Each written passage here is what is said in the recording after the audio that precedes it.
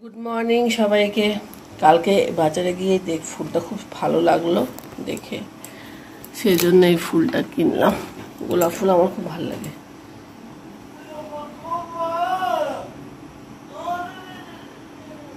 সবারই অবশ্য ভালো লাগে, কিন্তু আমার গোলাপ গাছ লাগালে সেটাকে বাঁচিয়ে রাখাটাই খুব টাফ। তারপর আবার ক্যামেরাটা করছে কন্ট্রোল। আমার মা চা করছে, চা হয়ে গেছে। মা তোমার রচা?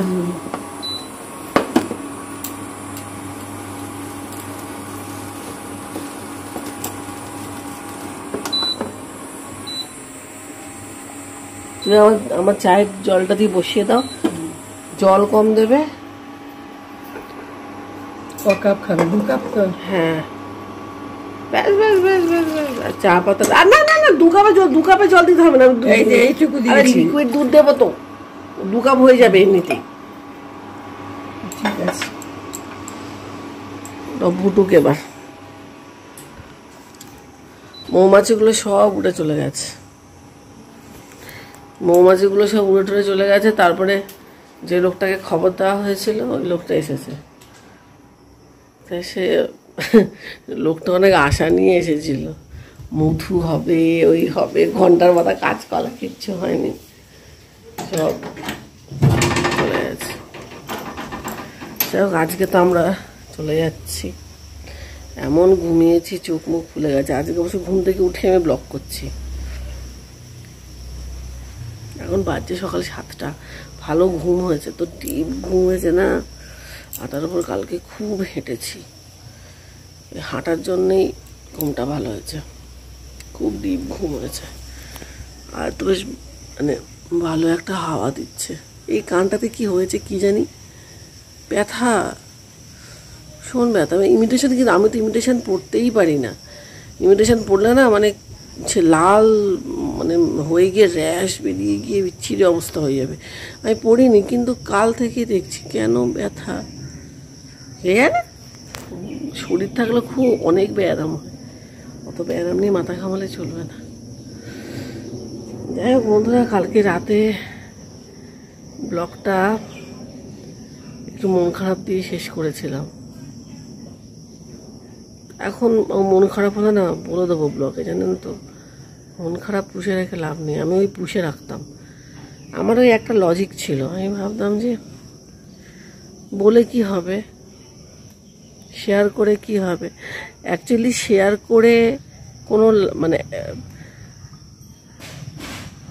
আমি এরকমই ভাবতাম। এও ভাবতাম শেয়ার করেই বা কী হবে। কেন জানেন তো, আমি না কালকে একটা ব্যাপার রিয়েলাইজ করেছি। সেটা হচ্ছে, আমি যখন শেয়ার করতাম না, সামনের মানুষ আমার এটা শুনতোই না। আর শুনলেও না কোনো রিয়াকশান নেই, খালি করে আছে, শুনে মানে শুনেই যাচ্ছে। মানে আপনি যখন নিজের একটা খুব খারাপ লাগা বা আপনার কোনো প্রবলেমের কথা যদি সামনের মানুষকে জানান, সে প্রথমটা তো ডেফিনেটলি শুনতে হবে। যদি আমাকে কেউ বলতে আসে আমিও শুনবো, কিন্তু শুনে কোথাও গিয়ে না একটা সলিউশন দেওয়ারও চেষ্টা থাকা উচিত। সেটা কিন্তু আপনি পাবেন না। ওই খালি শুনেই গেল, তখন আপনার কাছে মনে হবে কি যে আমি কোনো দেয়ালের সাথে বুঝি কথা বলছি।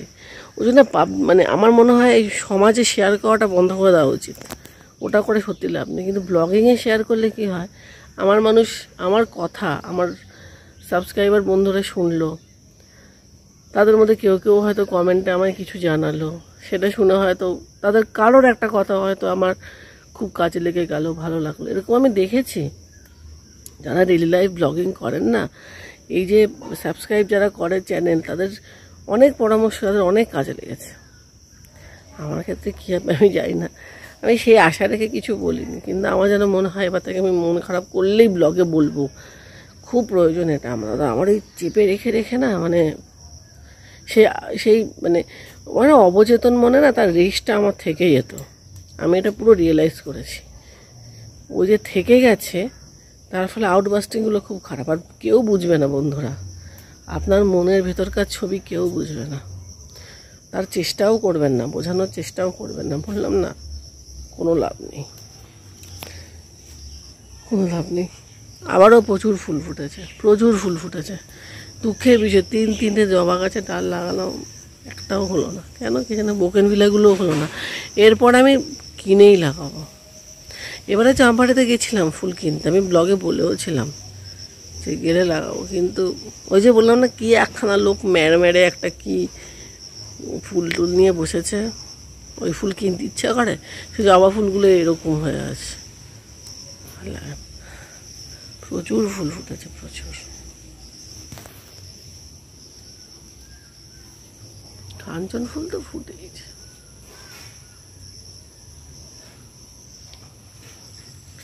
এখানেও আছে বাবা, কাঁকরোল গাছটা না বাড়ছে, হু হু করে বাড়ছে। এখানেও একটা ইয়ে রয়েছে, নীলকণ্ঠ ফুল গাছ। এই যে তো বেল গাছ,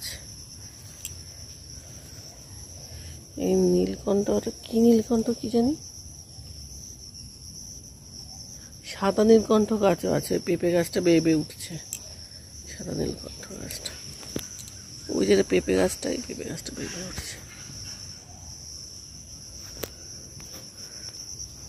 এখন আমার হাজব্যান্ড, আমার ছেলে মেয়ে সব ঘুমাচ্ছে। আমি আবার ঘুম হয়ে গেলে আবার গড়াতে পারি না, উঠে যাই। এখন যাই চা খাই, চা না খেলে ভাল লাগে না সকালবেলা, চায়ের নেশা আছে না কত।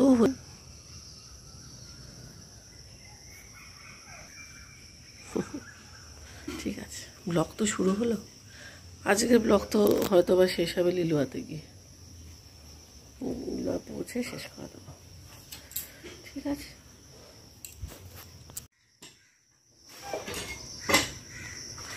কিরে আয় আয়, মো ওখানে বসেই আছে দেখো,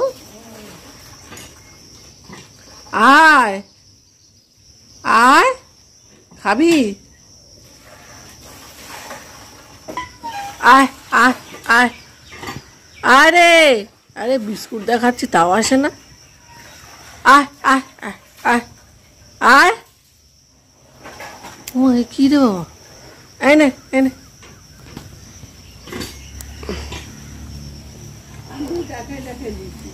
হ্যাঁ আসছে না, দেখো খা।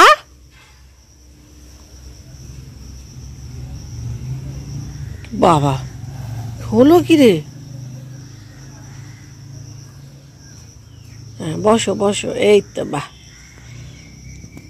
তুমি বয়না গার্ল তো বুঝতে পারছি না, যাকে যাই হোক নাও খাও। আরে খা রে বাবা, খাওয়ার দিচ্ছি, তুই ভয় পাচ্ছিস কেন? তুই কি মারবো নাকি?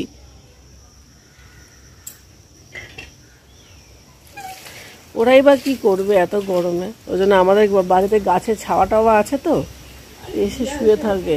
হ্যাঁ বিড়ালটা হয়তো সেদিনকে ওইখানে শুয়েছিল, তো হতে পারে বিড়ালটার হয়তো শরীর খারাপ, আমিও তো দেখতে পাচ্ছি না সকাল থেকে উঠে। আয় আয় আয় আয় আয়, তুই এখানে থাক, বসো বসো, ওখানে বসে থাকো। মুখ দিয়ে জল ঝরছে, আমার যতদূর মনে হচ্ছে গরমের জন্য। এখানেও তুই থাক। সত্যি তো, বিড়ালটা কোথায় গেল? আয় আয় আয়, এই না এখানে খাবার দেওয়া আছে, আয় আয় আয় আয় আয়, খেনে খেনে খেনে খেনে খেনে, আয় আয় আয় আয় খেনে। ভগবান জানে কি হচ্ছে। হ্যাঁ এই যে এইখানটাতে না বিড়ালটা শুয়ে থাকে, ওই গাছের একদম ছায়ার মধ্যে। কি হয়েছে ওর? শরীরটাই খারাপ।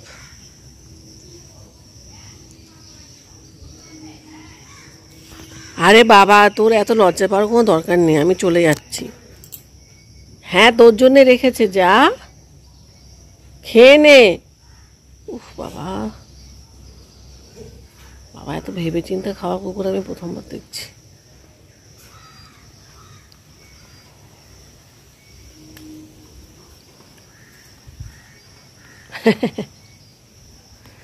ওকে আর ডিস্টার্ব করবো না।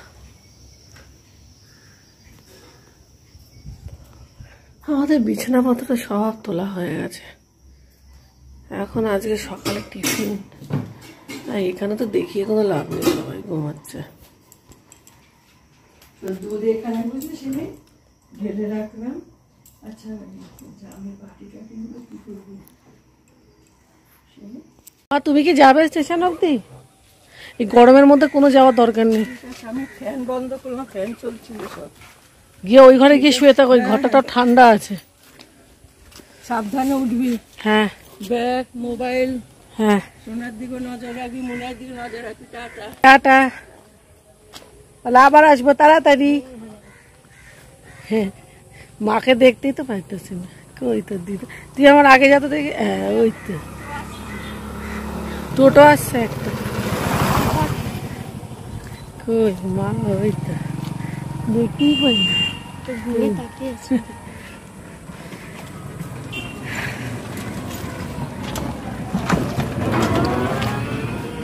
তুই আগে যা, তুই আগে যা, তুই আগে যা, ঢুকে যাও, চলে যাও, চলে যাও।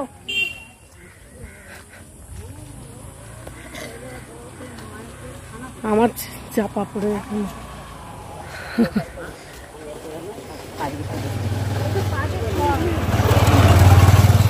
কলকে ফুলের বীজটা নেওয়া হলো না, এই যে কলকে ফুলের বীজটা। দেখি আবার আসবো, তখন আবার নেব। চলে যাও, চলে যাও, দেখা যাচ্ছে। হ্যাঁ চল চল। যাই হোক বন্ধুরা, চাম্পাটির ব্লগ কিন্তু শেষ। এইবারে চলুন, আবার আমার সেই এক রুটিন শুরু হবে। আবার সকালে ওঠো, আবার অফিসের রান্না, মেয়ের স্কুলের টিফিন, মেয়ের পড়াশোনা, টিউশনি, স্যার আসবে, ম্যাম আসবে, প্রজেক্ট, তারপর মাকে আবার দিনে 4 বার 5 বার 6 বার ফোন করা, এইসব আবার চলবে আর কি। করি, সকালটা আমারও করা হয় না, সকালটা করি, তাও 2 বার করি। সকালে করলে মায়েরও একটু অসুবিধা হয়, কারণ সকালে মায়ের ব্যস্ততা থাকে, আমারও ব্যস্ততা থাকে, সকালটা হয় না। আর রোদ, ঘেমে নিয়ে একসা হচ্ছে।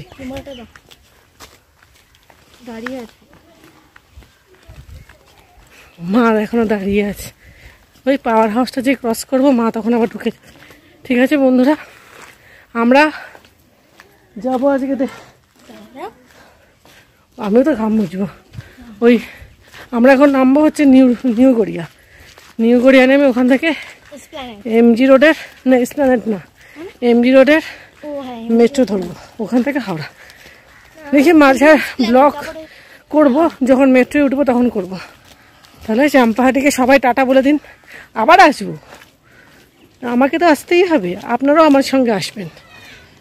অনেকেরই ভালো লেগেছে চাম্পাহাটি ব্লগ, সবাই আমার সাথে আসবেন।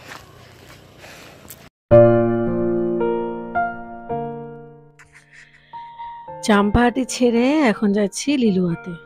ওইখানেও আমার একটা বাড়ি আছে, এক বাড়ি ছেড়ে আরেক বাড়িতে। তবে এইবারে চাম্পাহাটি ছেড়ে আসার ঠিক আগের দিন রাতে আমি না বাবাকে বলে এসছি, মানে বাবার ছবির সামনে দাঁড়িয়ে বলে এলাম যে আমি যাচ্ছি, কালকে চলে যাচ্ছি, আবার আসবো, তুমি মাকে দেখো। এটা বলে আমি চলে এলাম। আসলে এতগুলো বছর যখন চাম্পাহাটি ছেড়ে লিলুয়াতে এসেছি, তখন তো দুজনকে বরাবরই একসঙ্গে দেখে এসেছি। আস্তে আস্তে এটারও বদল ঘটছে। আমি হয়তোবা একবার বলেও ছিলাম আপনাদের যে সময় এক জায়গায় কখনোই থেমে থাকে না, সবকিছুই পাল্টে যায় বন্ধুরা। আমাকে দে, আমি খেয়ে নি।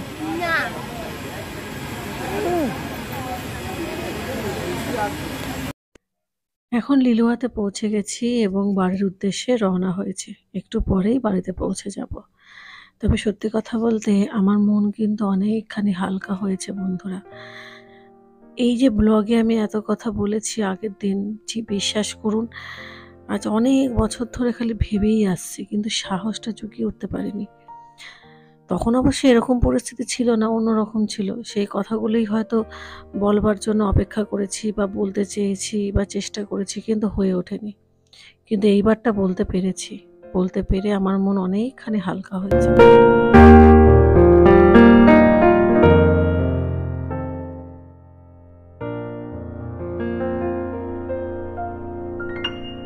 আমরা পৌঁছে গেছি পৌঁছে গিয়ে এখনো অবধি রাতের খাওয়া আমার হয়নি, আমার মেয়ের হয়ে গেছে, ছেলের হয়ে গেছে, আমার হাজব্যান্ড খাবে।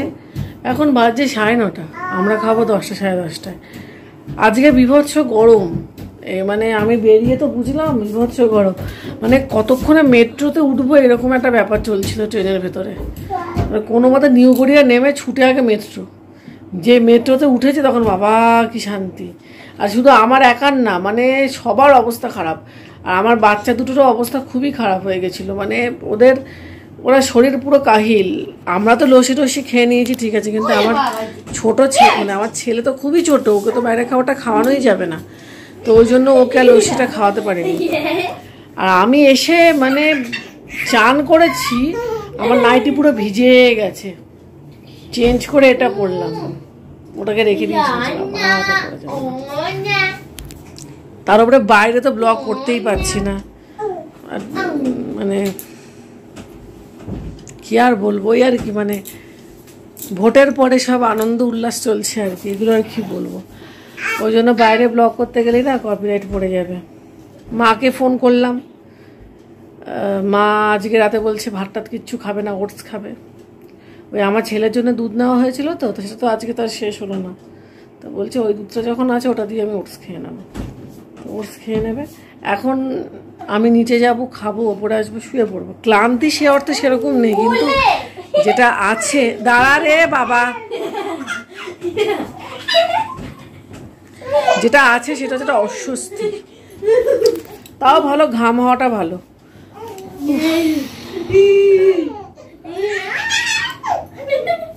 বিভৎস গরম, বিভৎস গরম। ঠিক আছে, চাম্পাহাটি টু লিলুয়া ব্লগ হলো, কাল থেকে লিলুয়া ব্লগ স্টার্ট হবে। আবার যখন চাম্পাহাটি যাবো তখন আবার চাম্পাহাটির ব্লগ হবে। ঠিক আছে বন্ধুরা, আজকের মতন ব্লগ তাহলে এখানেই শেষ করছি।